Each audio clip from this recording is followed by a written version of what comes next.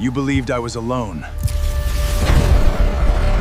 I knelt on the cold, oil-stained concrete, wrists bound tight behind my back with coarse rope that bit into my skin. The air smelled of rust, damp rot, and the faint metallic tang of fear, my fear. Distant thunder rolled outside, shaking the skeletal beams overhead, while a single flickering bulb swung lazily from a chain, casting long, dancing shadows across the abandoned space. Elena stood before me, her silhouette both hauntingly familiar and terrifyingly alien. The woman I had loved for 6 years, the one whose laughter once filled our tiny apartment with light, now held a knife in her trembling hand. Rainwater dripped from her dark hair, streaking her pale face like tears she refused to shed. Her eyes, those deep brown pools that had once looked at me with adoration, burned now with a lethal mix of rage, heartbreak, and exhaustion. "You're nothing special here," she whispered, leaning in so close that her breath ghosted across my cheek. The blade pressed against my throat, cold and unyielding, drawing a thin line of warmth as it nicked the skin. "Just another liar who thought he could own me. I've killed better men for less." Her voice cracked on the last word, a fragile fracture in the armor she'd built around herself. I could feel her pulse through the knife, erratic, desperate. One wrong twitch, one surge of the storm inside her, and it would be over. My mind raced, flashing through memories that now felt like knives of their own. The way she'd curl into me after nightmares, whispering secrets about her family's dark past. The late nights I'd spent digging into shadows I should have left alone. The promise I'd made to protect her, even if it meant becoming the monster she now saw in me. Every second stretched into an eternity. My heart slammed against my ribs, each beat a countdown. Sweat mixed with the blood trickling down my neck, stinging as it pooled at my collar. I could smell her. Faint traces of the vanilla shampoo she still used, now overlaid with the acrid scent of gun oil from the pistol tucked in her waistband. She was close enough that I could see the faint scar above her left eyebrow, the one from the car accident we'd survived together 3 years ago. That night, she'd clutched my hand in the wreckage and said, "Don't leave me." Now, she was the one ready to end it all. I swallowed hard, the motion pressing my Adam's apple against the blade. Pain flared, sharp and immediate, but I held her gaze. "Elena, please." "Shut up," she hissed, her free hand fisting in my shirt, yanking me forward until our foreheads nearly touched. "You followed me here. You tracked me for weeks after I left. Did you think I wouldn't notice? Did you think your little secrets would keep you safe?" Her voice rose slightly, echoing off the warehouse walls before the rain swallowed it. "You were supposed to be different. You were supposed to be the one who didn't lie." Tears welled in her eyes, but she blinked them back fiercely. The knife trembled, slicing another shallow cut. I winced but didn't pull away. The suspense clawed at my chest. This wasn't just about survival anymore. It was about the fragile bridge between love and hate, the precipice we'd been dancing on for months. In the silence between thunderclaps, fragments of our life together flooded me. The cozy evenings in our kitchen, her stirring pasta while I told bad jokes. The way she'd trace patterns on my back when she couldn't sleep, confessing how her sister's disappearance had shattered her family. I'd listened, held her, and then I'd acted. Without telling her.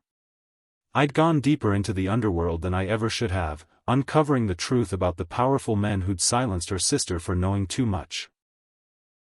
I burned evidence, forged alibis, became someone I barely recognized, all for her.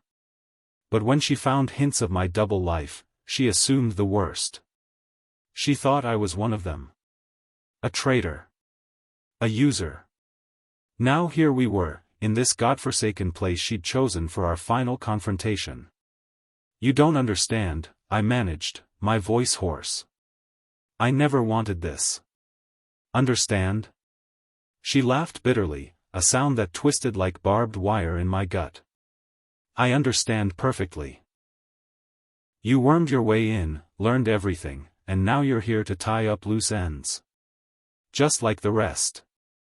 You're nothing special here. The whisper returned, lower, more venomous, as she twisted the knife just enough to make me gasp. Say your prayers, love. Make them quick. The world narrowed to her face, the rain's roar, and the certainty that this was it. My muscles screamed from the awkward position, my shoulders burning from the restraints. Fear coiled tight in my stomach, but beneath it burned something fiercer, determination, regret, and a love that refused to die even as she prepared to kill it. I locked eyes with her, pouring every ounce of truth into my words. I know what they did to your sister, Elena. She froze. The knife stilled against my skin. I was the one who burned their files 5 years ago, I continued, the words tumbling out raw and urgent. The encrypted drives, the offshore accounts, the photos they used to blackmail half the city. I did it in that dingy motel on the outskirts, the one with the broken neon sign. I wore gloves. I wiped every trace. Because I couldn't let them destroy you too. I saw the reports, the ones they buried about how she got too close to exposing their trafficking ring.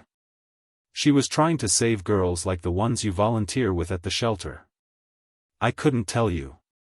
It was too dangerous. If they even suspected you knew. Her breathing grew shallow, ragged. The hand gripping my shirt loosened fractionally. Thunder boomed again, closer this time, vibrating through the floor.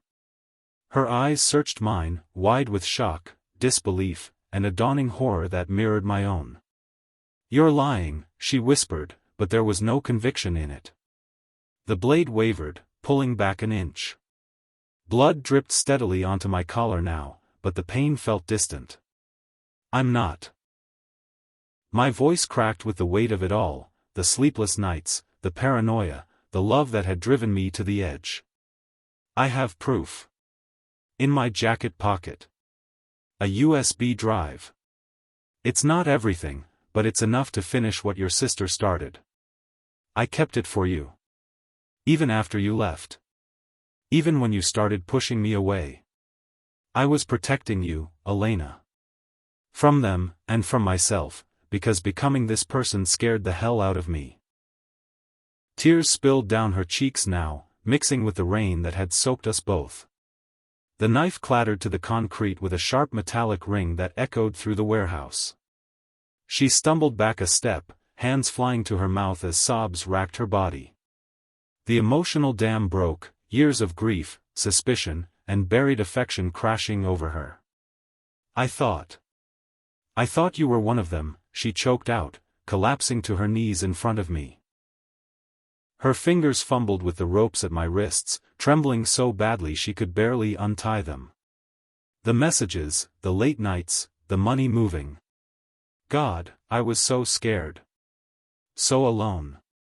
After she disappeared, I swore I'd never trust anyone again. But you made me believe. The ropes loosened, and I pulled my arms free with a groan, ignoring the pins and needles' agony. I reached for her immediately, cupping her face with bloodied hands. Our foreheads touched, breaths mingling in the charged space between us. The suspense lingered in the air like smoke. Would this revelation heal us, or had the wounds cut too deep? I'm sorry, I murmured, voice thick with emotion. I should have told you. I was terrified of losing you. But you're everything to me, Elena. Special isn't even the word. You're the reason I became someone capable of doing what I did. You're the reason I'm still here, fighting. She clutched my shirt again, this time pulling me into a desperate embrace. Her body shook against mine, the rain outside easing into a softer patter as if the storm itself was exhaling. But in her eyes, as we held each other on that filthy floor, I saw the shift, the answer that changed everything.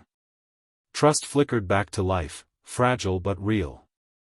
Love, battered and bloodied, refused to die. Yet even as relief washed over me, a new tension coiled in my chest. Footsteps echoed faintly from the far end of the warehouse. We weren't alone. The real monsters, the ones who'd taken her sister, had followed us here too. Her hand found the fallen knife, pressing it back into my palm. Together, then, she whispered, voice steadying with renewed fire. I nodded, rising with her, hearts pounding in unison. The scene wasn't over. It had only transformed, from the brink of death to the edge of war. And this time, we faced it side by side.